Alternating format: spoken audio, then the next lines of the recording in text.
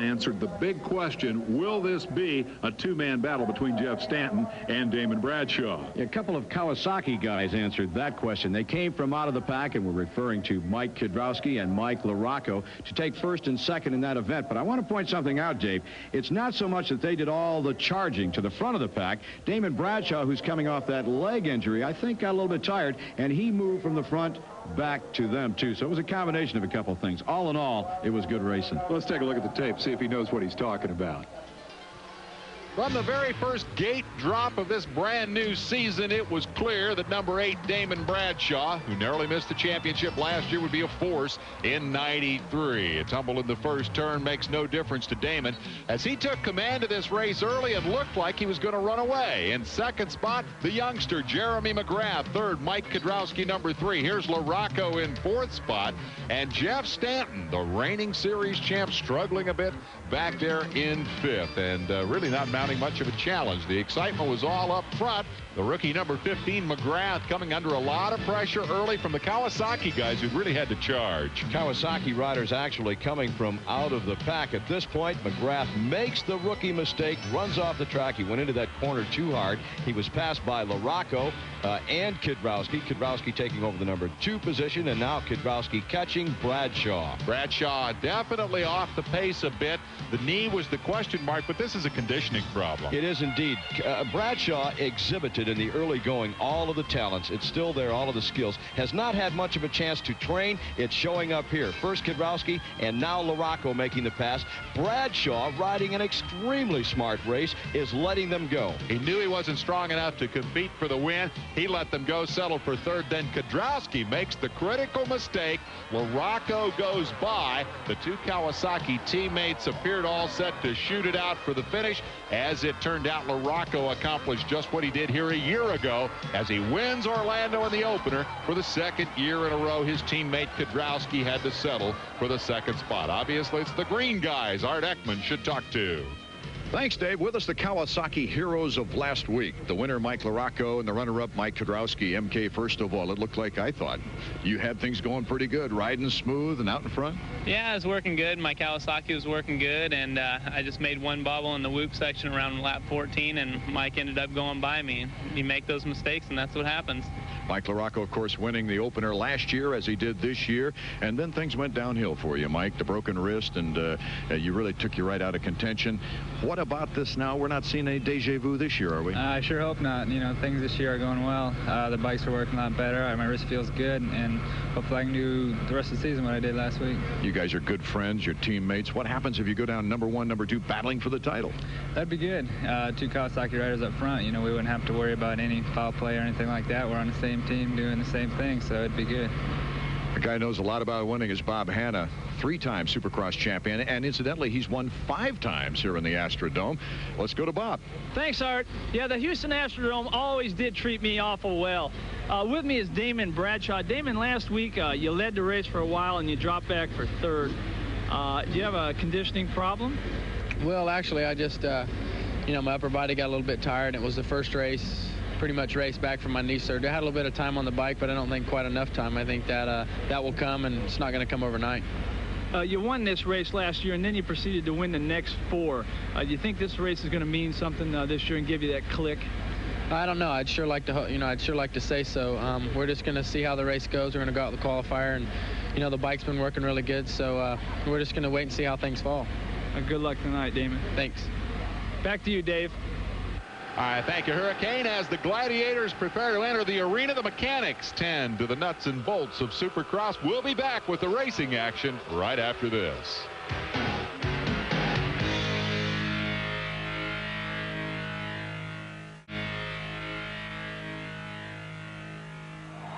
We noted that this is the largest Supercross crowd in Texas history. More than 44,000 fans have jammed the Astrodome to watch these men do battle this evening. They are at the gate for the first of the qualifying races. Let's take a look at the course that has been laid out on the floor of the Astrodome. If you were an eagle eye up at the top of the dome looking down, this is how it would appear. Bob Hanna analyzes the difficulty. One of the toughest sections on any given Supercross track are the whoop-de-doos, or just plain whoop-de.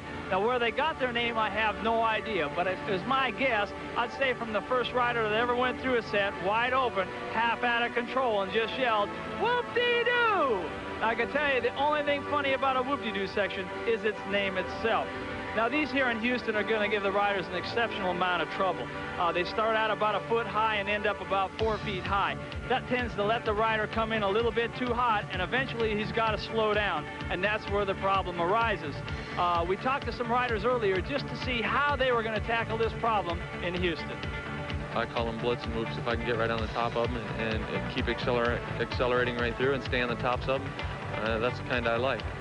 But and then there's whoops that are you have to time. You have to jump 2 and 3 at a time, and I've been working on that. And I'm getting quite a bit better at that. So myself, I prefer the ones that get right on, and you have to hang on to that bike and not be afraid of the bike or the whoops. And that's what I like the most. Depends on if they're high speed or if they're timing. A lot of it is actually in the setup of your bike, as we found out through the off-season last year, and compared to this year, it's just so much easier with the bike set up a lot better. So the setup is real important, but it's also the body positioning on the bike and hanging on.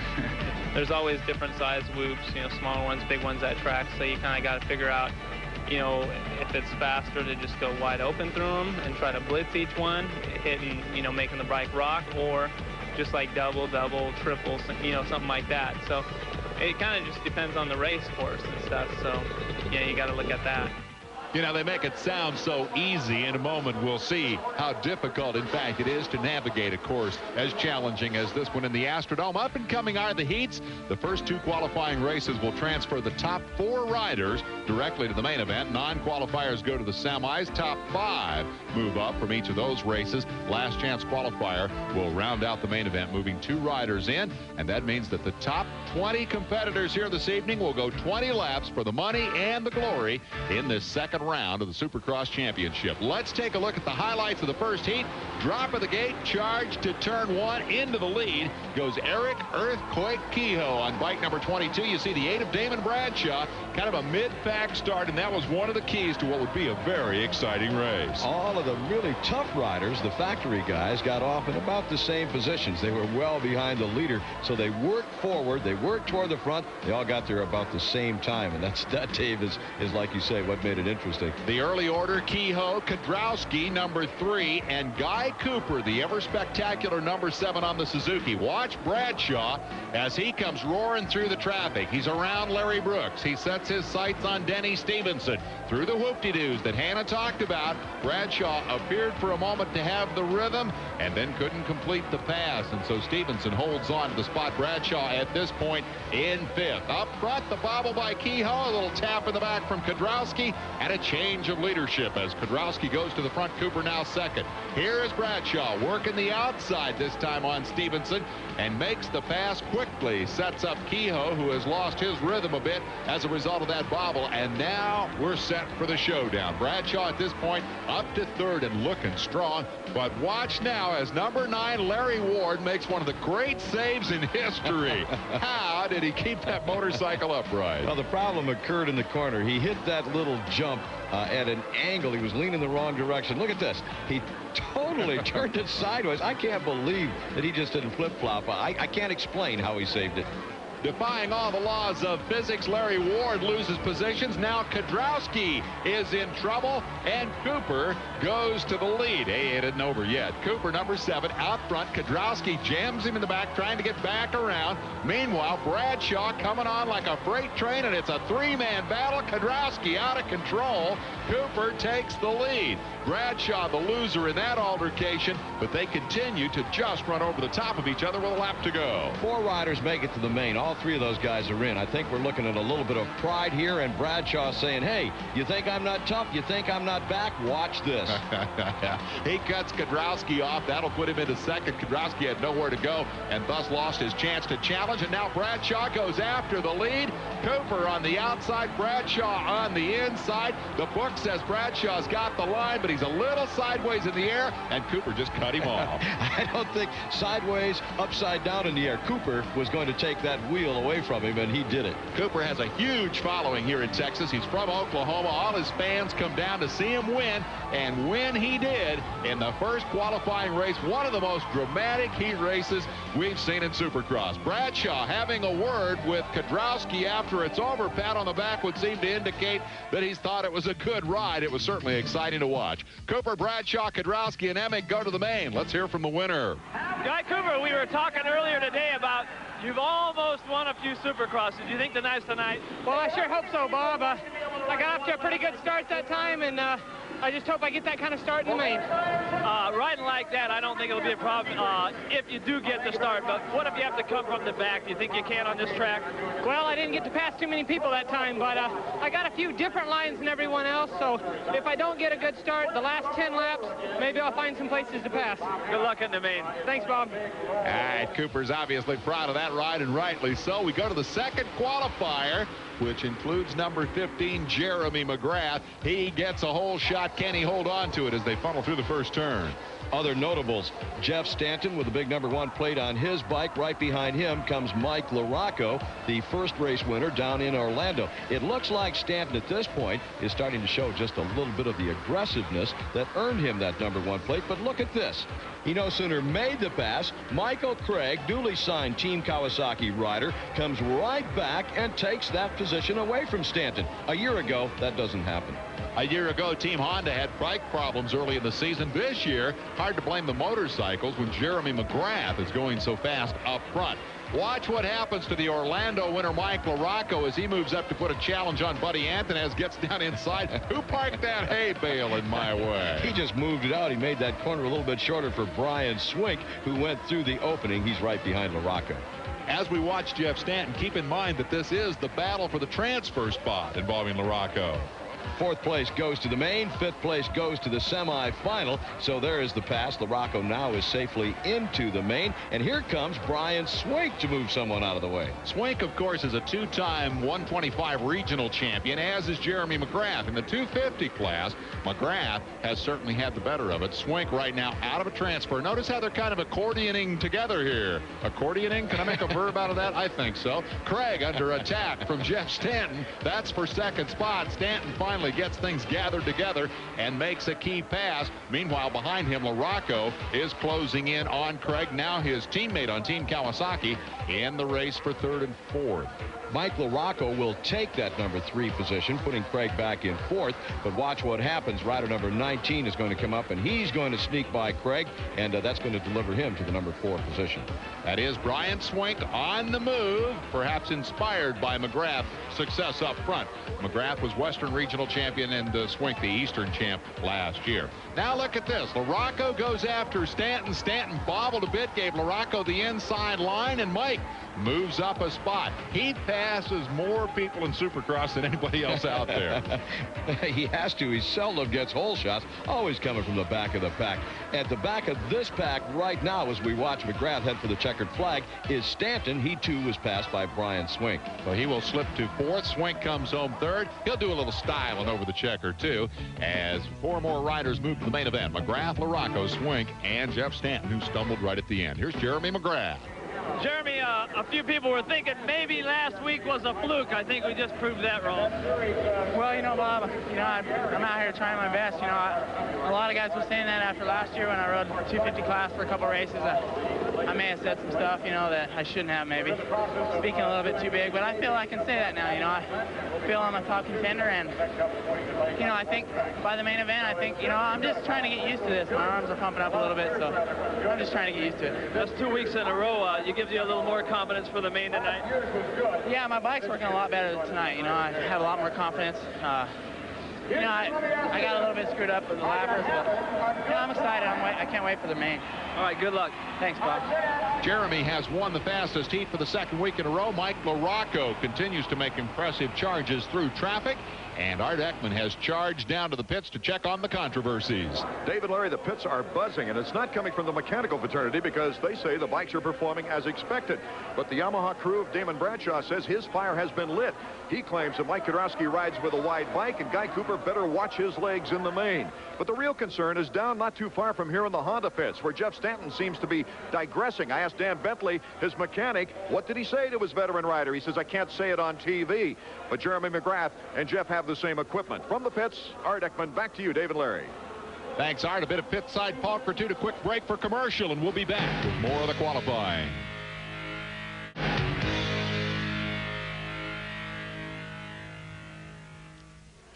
Back in the Astrodome, this is Koji Okawara, unique among the 70-odd riders who tried to qualify here today. Art Ekman has his story.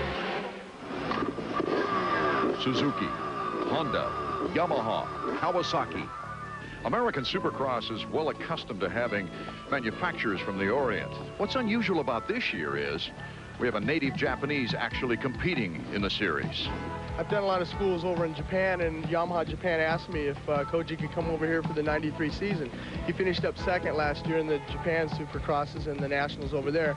They wanted him to come over here in '93 and get years of experience in Supercross under his belt, and then go back in '94 in Japan and win the championship there. Koji Okawara has already gone beyond expectations at the series opener in Orlando, becoming the first Asian rider to make the main event in his very first American Supercross. Our goals were, you know, about after the 5 or 6 of them, then we should be into the main event, and him to go out and make it on the first time was really, you know, just a great, you know, improvement for him. They don't have triples in Japan, or domes, or coliseums.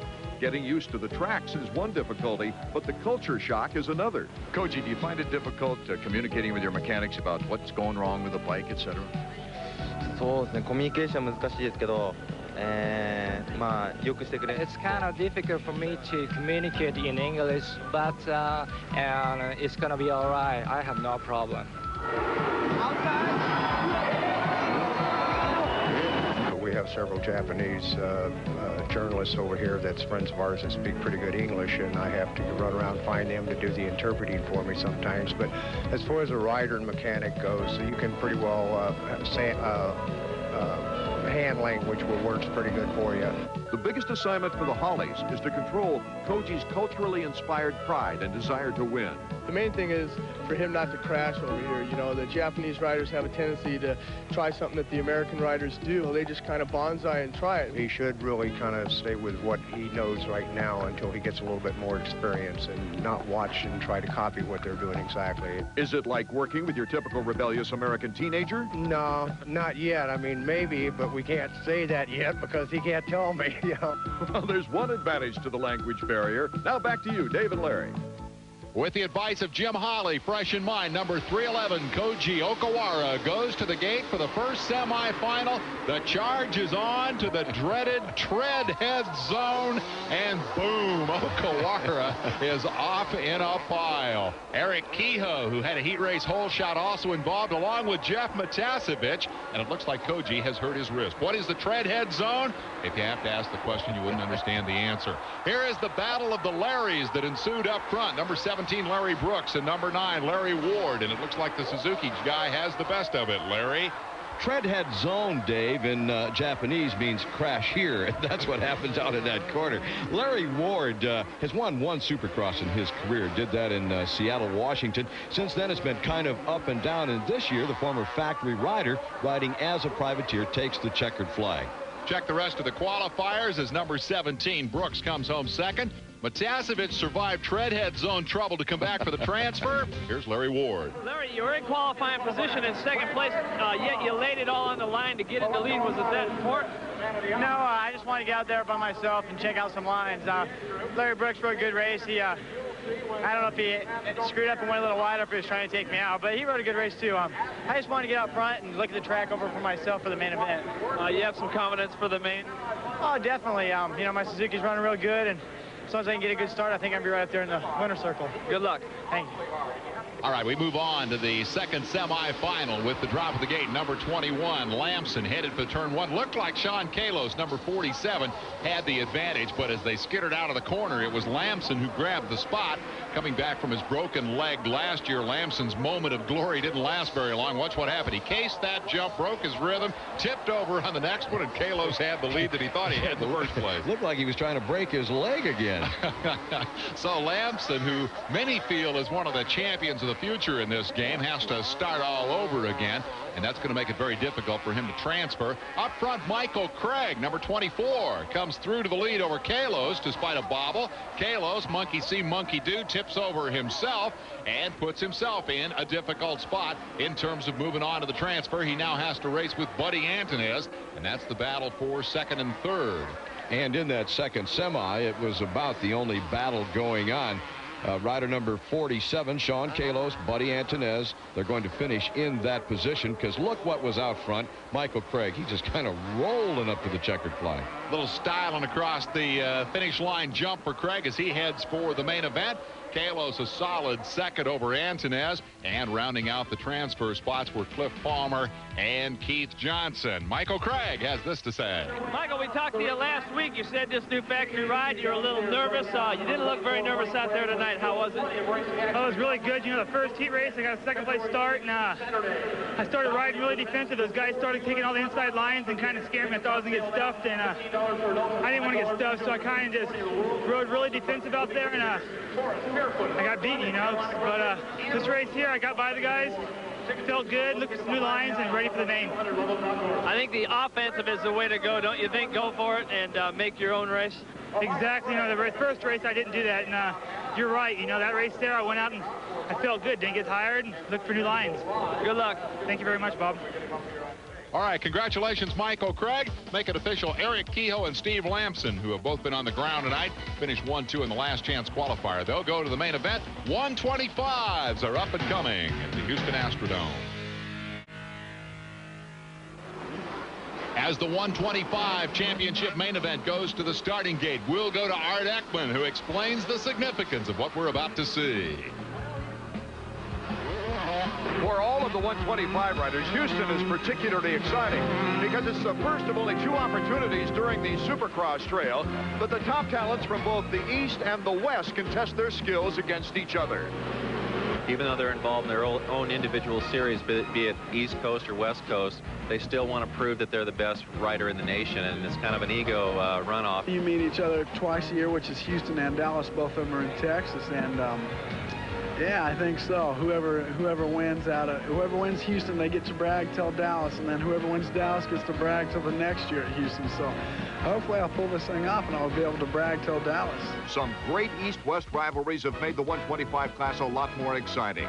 Most notable, Bradshaw versus Matasevich, and recent graduates, McGrath versus Swink. Yeah, there was a lot of stuff stirred up about Brian and I last year, you know, coming together, and this would be the first meeting. And you know, it makes a good showdown. You go and you outride everyone and beat them. Mentally, you think you're the best 125 rider, so that makes you the best 125 rider for the rest of the year. Going into the Houston Showdown, the Western riders were quick to point out that this was their first race of the season, while the East Coast schedule began last week in Orlando. It helps a lot to have one race under your belt because it gets all the flies out of your stomach, and if I can get a good start like I did last weekend and hopefully show them who's the baddest. It's first race for us West Coast riders. They've got one race on us, you know, and it's a little pressure, but you know, we're used to that, and you know, it's a good feeling though. It's a lot of adrenaline pumping when we get out there, and it's just, you know, we want to beat them as bad as they want to beat us. There's nothing like young, pumped-up riders ready for a rivalry. Back to the booth now with Dave and Larry. Half the fun of the early season races is watching the young stars in action, and we're about to drop the gate on them right here. Love that 125 class, Larry. And they're looking for the factory rides. You know, they want to impress the folks out here. So what they do is just kind of bonsai. They just go wide open all the way around the racetrack. Sometimes they pay the price. Yeah, as we're about to see. These are highlights of the 125 main event. First turn, boom, bang, on the ground. Lance Smale kind of triggers what ended up being about a 6 or 8 bite melee. The big losers in that one were Tommy Clowers, number 88, and number 60, Mike Chamberlain, as they had to take the long way around to get back into the race. 69, Jimmy Gaddis jumps out front. Homeboy Grayson Goodman, number 56 from Texas, is second. And into third is Lance Smale, who kind of bowling ball the field in turn 1 started that big tangle. He's under a lot of pressure from number 25, Jimmy Button. We said at the outset that the riders are here to impress and try to win factory rides. Well, the rider that just impressed us by making the pass, rider number 25, Jimmy Button, is one of those that already has a factory ride. There are 4 or 5 of them in this 125 field. Well, Button had his sights set on the second-place man Goodman when he was befallen by this moment. He actually lost the handle grip and went over the handlebars and ended up face first into the dirt with a bit of traffic around him. Notice how he positions himself in front of the motorcycle, which is about the safest place you can be. We won't get much of a look at this, but you will actually see the impact. The grip comes off right about here, and the impact with his head is right about there. That drops him out of third spot and leaves us with a different cast of characters up front, because number 16 is going to emerge. Doug Henry on the charge. Doug Henry, taking the measure of Lance Smale, had to come from out of the pack, suffering a bad start, second week in a row. Henry, I have to think, is going to, before this season is over in the 125 class, be one of the factors. Newly signed in 1993 with Team Honda, and he's one of the best 125 riders out there. Now, I want you to consider the curse of Jimmy Gaddis, who's led a bunch of these things, and something always seems to go wrong. And that's what they're thinking in the pits right now. He rides for the Pro Circuit Peak Antifreeze Kawasaki team, and they're saying, oh, no, not again. But would you believe he picked himself up, never lost the lead. Battle for second. Grayson Goodman challenged by Phil Lawrence. What is that flopping on the back of his helmet?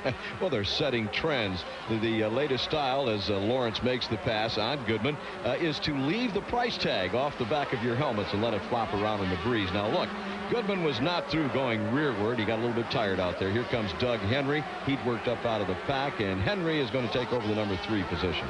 And let's give Ezra Lusk a call. Number 43 is currently 5th, and in the midst of that 3-rider battle, he was last week's winner at Orlando. Up front, Gaddis has it all his way despite the fall down. You know you got a big lead when you can fall down and not lose it in a Supercross race. He is up and over the checkered flag to score his first ever Supercross win. Complete with price tag on the goggles, number 31 factory Phil Lawrence will claim the runner-up spot. Gaddis is a happy camper. Finally gets to the checkered flag, not without incident, but with a sufficient margin to hold on for the victory. Lawrence second, Henry third, Goodman and Lusk rounding out the top 5. Let's take them on back through 10 spots. Damon Huffman, 16 years old, finishes 6th. Here's the rest of the top 10. Let's go to Bob Hanna. Jimmy, you were out front in that race. You fell over. What was going through your mind then when second caught right up? Oh, I was saying, Lord, please, I'm in the lead. I'm 7 seconds ahead. Why? Why me? And I said, I got to get my head back on. You know, I have to get back in the race. I had to ride smooth, and I did it. You know, my Pro Circuit Spitfire Kawasaki was running great. Mitch Payton, all them guys for helping me. I just appreciate them. Thank them a lot, and I'd like to thank the good Lord Jesus Christ for keeping me safe. Did you have any fatigue when you fell off, or did you get right back after? I got right back after, but I was tired. You know, it takes a lot out of you. You're nervous. You get back up, you know you're in the lead. You thought you just blew it, and I had to put my head back on. A good ride, Jimmy. Thanks. We mentioned at the top, riders from the East and Western region both did battle here, and clearly the Western region has come out on top as number 31 Phil Lawrence grabs the second spot, and he's trackside with Art Ekman. Good hard, bud. Phil, East Coast riders had a race on you guys, but the Westerners showed up 1 and 2. Yeah, Gaddis is a really good rider, and I knew I could beat them guys. I just had to do it, and Gaddis came out with a better hand, and I congratulate him. He did a good race. You got a tough start, but second place is a good point situation now as you look to the rest of the season. Yeah, it's really good. I'm going into Anaheim next week with second place points, and I'm real happy with that. I wanted to be on the podium tonight, and I did, preferably first and west, but got us a really good race. And, well, it looks like it's going to be a good rivalry out west. Yeah, it should. It should be a really good ride. We will be crowning champions on both sides of the country. Let's take a look at the standings. In the East, Doug Henry with third tonight takes the lead over Ezra Lusk. There's the rest of the top 5. Out west, Gaddis has a narrow advantage over Phil Lawrence. When we come back, we're going to turn our attention to the 250 class. The 125 Champagne celebration is underway. The main event is next up.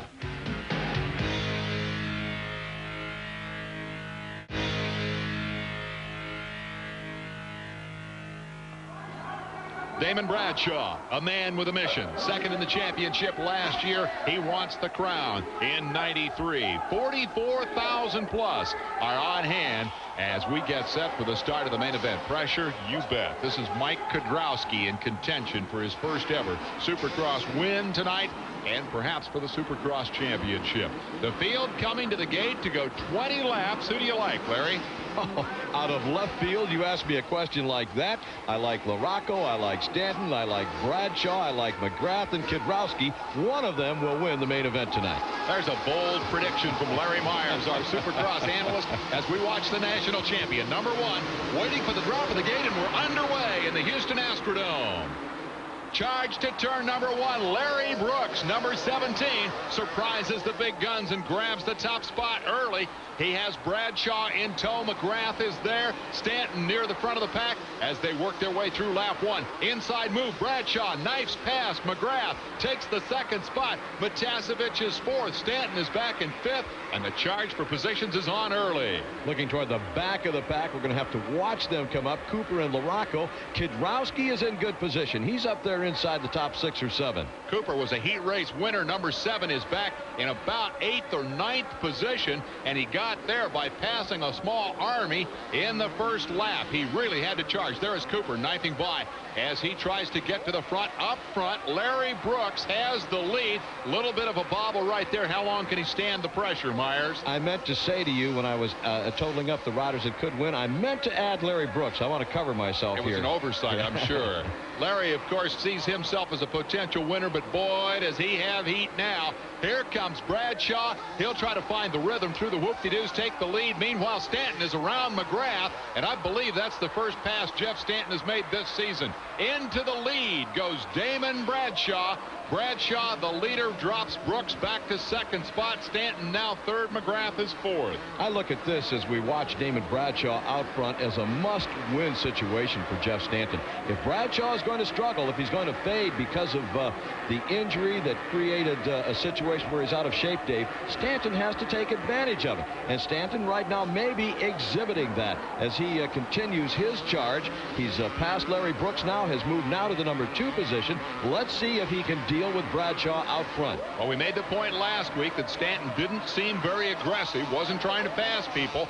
Tonight, the opposite seems to be true. He has come from 5th to ride 2nd in the early going of the Houston main event, and you're exactly right. Damon Bradshaw is bullet fast. If he has a weakness in terms of physical condition, such as we saw last week in Orlando, definitely Stanton needs to take advantage. All right, here's your position battle as McGrath moves up. Brooks appears to be headed for the back. McGrath is now into 3rd position behind his teammate Stanton, and Brooks will next fall into the clutches, I believe, of Jeff Matasevich as the scramble for the top 5 continues. Boy, McGrath has been impressive for a first-year 250 rider. Rookies are not supposed to be consistent. They're not supposed to be fast. They're not supposed to be at the head of the pack. I guess no one told Jeremy McGrath. We'll be back with more from Houston in a moment. At the tail end of the top 5, we are about to see a brawl, ladies and gentlemen. Number 7, Guy Cooper, the sentimental favorite and the most sensational man in the Astrodome, is on the move. We'll see why they call him Airtime. And you'll see why he has to be the number 1 favorite among fans all across the country.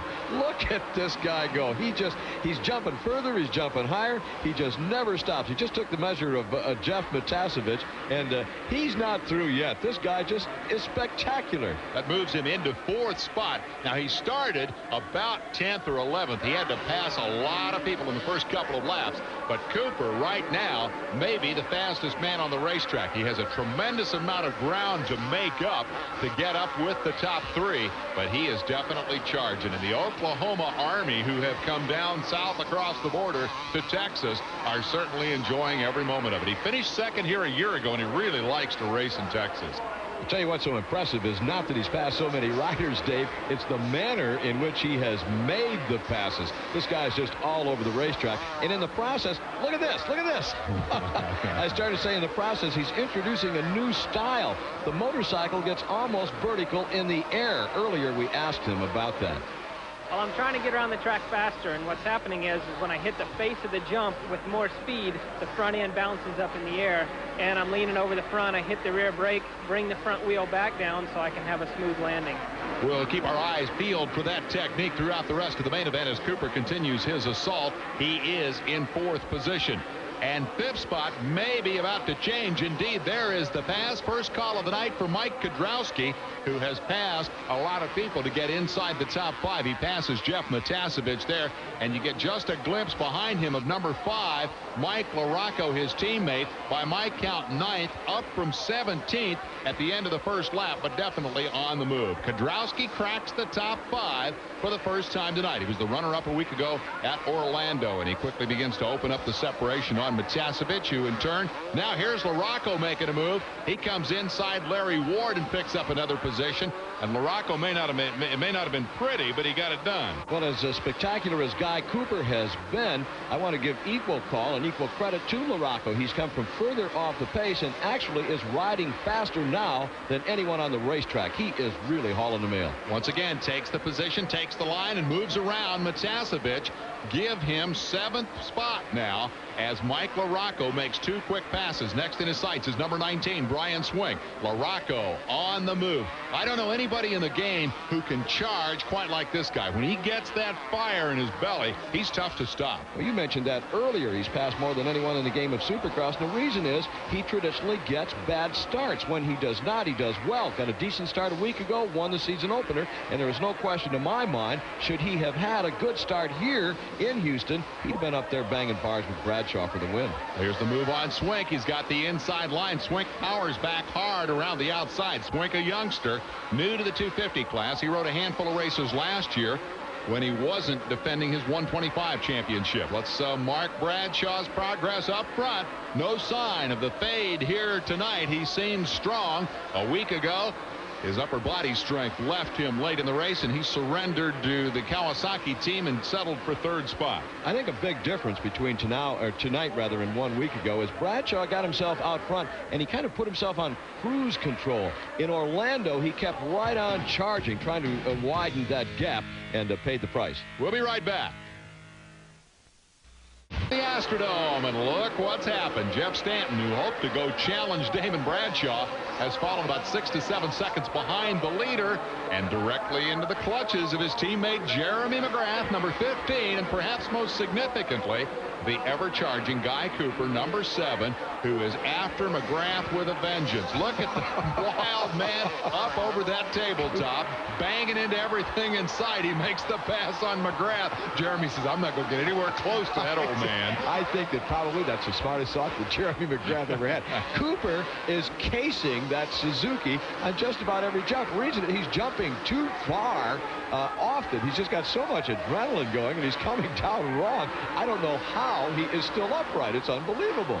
The guy is just remarkable. He is the oldest rider out there. At the age of 31, he attacks the racetrack like a 16-year-old kid. He has Jeff Stanton in his sights, and believe me, 44,000 fans are going crazy there. He did it again. He did it again. I can't believe that he's able to survive. The amazing thing is that Cooper doesn't really crash very often. He is coming off a broken leg from last year when he had a major tumble at an outdoor race. But for the most part, Cooper is not a crasher. He is just spectacular to watch. He continually on that jump is casing the motorcycle. Now, what we mean when we say casing it is actually the cases, the bottom engine cases, come into contact with the ground. And that happens, Dave, because he jumps too far. The front wheel goes over the lip of the jump, and it just goes wham, bang. There's no suspension to take the impact. And in Cooper's case, it could very well be intentional. Oh, and he bashes the hay bale. He didn't shut off a bit. Would you look at this? He is right back on the gas. Watch this. He is out of position. He's almost off the track. He knows it right about now. Man. And all he does is grab a handful of throttle and head for the berm in the sand. Hey, when you know you're in trouble, keep the gas on. Maybe the horsepower will pull you out. Good thing Stanton kept. Oh, he did it again. Cased the jump. Oh, and look what happened. This time he's got the inside line as a result. He may make the pass right here. Cooper has position. Cooper puts the pass on Stanton in the most unorthodox Let me tell you what style. happened. Stanton is listening to the huge crowd here in Texas just roaring every time Cooper makes a move. He says, what's going on? So he turned around to watch. He didn't want to miss any of this action. Maybe the most noteworthy thing about Cooper is he does all this stuff on purpose. If one line isn't working, he'll change it. If a technique isn't working, he'll do something different. He is the most radical guy out there, and tonight it has paid off in spades. He has taken over second spot from Jeff Stanton And I guess the sad thing is that Bradshaw's so far gone, I don't think Cooper can catch him. I'd love to see those two tangle tonight. If he had gotten the whole shot, who knows? I don't know that he would have ridden as hard as he's riding now, but it would have been an interesting matchup. We're going to see it before the year is over. Cooper is looking so hard for a win this last, what might possibly be the last season in his career. But look at the gap between himself and Bradshaw as Cooper continues to explore every inch of this racetrack. +5 is the indication to Damon Bradshaw, and the note that it is Guy Cooper now and not Jeff Stanton who is in pursuit, and that probably strikes a bit of fear. Let me point something else out to you, Dave. You notice Brian Lunas was not smiling. I think that probably he's saying to his rider, Cooper is coming. You know what that means. If he gets there, get out of the way. So here he is, second, third, and fourth. Number 7 is Cooper. Number 1, Jeff Stanton. Behind them, Jeremy McGrath, who had been second early on and continues to impress as he runs in the top 5 again tonight. We're back at the Houston Astrodome, where Jeff Stanton does not want to surrender. Second spot to Guy Cooper. Cooper is hanging on to the position for the moment. Here's 4th and 5th. Mike Kudrowski trying to put some kind of move on number 15, Jeremy McGrath, who bobbles, opens the door, and Kudrowski says, thank you very much. That's a rookie mistake. One more time. He made it a week ago in Orlando, Florida, to allow, as a matter of fact, that same rider to go through that door, making it again here. That bobble, Kudrowski quick to pounce. He takes over the number 4 position. And remember, he came from deep in the pack to do that. That will drop McGrath to 5th, and Mike LaRocco is now the 6th place man as Bradshaw hits the cruise control up front. Cooper is about 4 to 5 seconds back, and Stanton another second behind Cooper as the top 3 are pretty well fixed. Kudrowski is in fact closing a little bit on Stanton, but the laps are running down, and I have the feeling, Larry, that we may have our top 5 all set as we move into the final circuit. It would appear so. Bradshaw has been, as you pointed out, cruising for the last several laps out front, and I don't think Cooper can go any further than he has already gone. He's still trying. He's not giving up, and he's still amazing the crowd. But it's this man who has come back now to win this race for the second year in a row, excuse me, and to maybe put aside the question of his leg, maybe to put aside the question of the physical condition. I want to ask you about that. Is there that much difference? Can 1 week make that much difference in his physical condition? I don't think so, Dave. Bradshaw says that it is pure conditioning. I think that part of it was mental. You know, the leg is there. He's got to think about it, and in his mind he's saying, is it going to hold up? If I jam it in the ground, is it going to be okay? He tested it a week ago. He found out it is okay, and I think he's ready to rock and roll. Well, remember, it was this race last year that started a string of 5 in a row for Damon Bradshaw. Tonight, he has won it again, and he's hoping for just that kind of a streak again in 93. Cooper up and over for second, equaling his career best, and that's the second year in a row he's been the runner-up here in the Astrodome. The Okies really enjoying it as they've flocked into the grandstand here this evening. Celebration time for Bradshaw, who remains, I feel, the dominant force in Supercross racing. Give Jeff Stanton his due. He's the champ until Bradshaw takes the title away. But Damon is the fastest man in the sport right now. Well, that may be proven true when the season ends, but right now I'll take issue. Mike LaRocco, I think, has been the fastest, won the season opener, came from the back of the pack as we watch Bradshaw do great wheelies, but LaRocco came from the back of the pack to finish 6th. He's really fast. Yeah, okay. Well, maybe we'll see him head-to-head next week. I still like this guy. Bradshaw takes over the point lead in spectacular fashion. We'll be back to hear from him. In the Houston Astrodome, it's about time to start the victory party. Damon Bradshaw has his hat off. Better to hear the cheers of 44,500 people who all seem to like him a great deal right now. I wonder how many of the 44,000 watch Bradshaw versus the charge that Cooper was making. Bradshaw's teammate Jeff Emig, number 6, stops by for congratulations as we look at the top 10. It was Bradshaw, Cooper, Stanton, Kudrowski, and McGrath. After a lot of position swapping up front tonight, LaRocco, Swink, Matasevich, Emig, and Craig round out the top 10. Art Ekman is with the runner-up. Coop, you had an awful start. You must have been 10th or 11th, but you made up time rapidly. Yeah, I actually had a good start into the first turn, and then Stanton came all the way to the bales. So I backed out of it, went around him, and then there was a spot open on the inside, so I jumped back in, but it was still only a mid-pack start, you know, but the track kind of suited me. There's lines that I could take that the other riders weren't taking, and After a while, it just became a matter of endurance, really, and not making a mistake with Stanton on your tail. Yes, definitely. You held off the challenge. Thank you. What were you concentrating on at that time? At that time, no mistakes, and I kind of saw where Bradshaw was at. It was a long ways to make up, but he could always make a mistake, so I tried to hang in there and keep the pace going, even after I got a little bit of distance on Stanton, but there wasn't too much distance, you know. It's not enough for me to make a big mistake. Coop, you lit up the crowd, too. Does that make you happy? Yes, it does. I like that. Cooper with a strong run to second tonight. Bradshaw with a great victory. Heir to the Bob Hanna heritage of Yamaha success. He's with the Hurricane in victory lane. Damon, you won here last year, and that started a 5-race winning streak. You win here tonight. I guess you've served notice that that leg is better. Yeah, it's better, Bob. I knew it was better all along. It was just a matter of getting that confidence back, and I had to reach down real deep tonight and get a little more. I've been a little sick, but if it wasn't for the people in Houston, I'd never been able to do it. Thank you. You get a little tired like that. What are you thinking out there when you need to pull out a little bit of a lead and you're tired? Do you think, I don't want to throw this race away here, I might drop back a little bit? Well, you just think how bad you want to win, and all those thoughts I had running through my mind when I was laying in the bed with my leg up in the air, and it all came out tonight. Good ride, Damon. Thank you.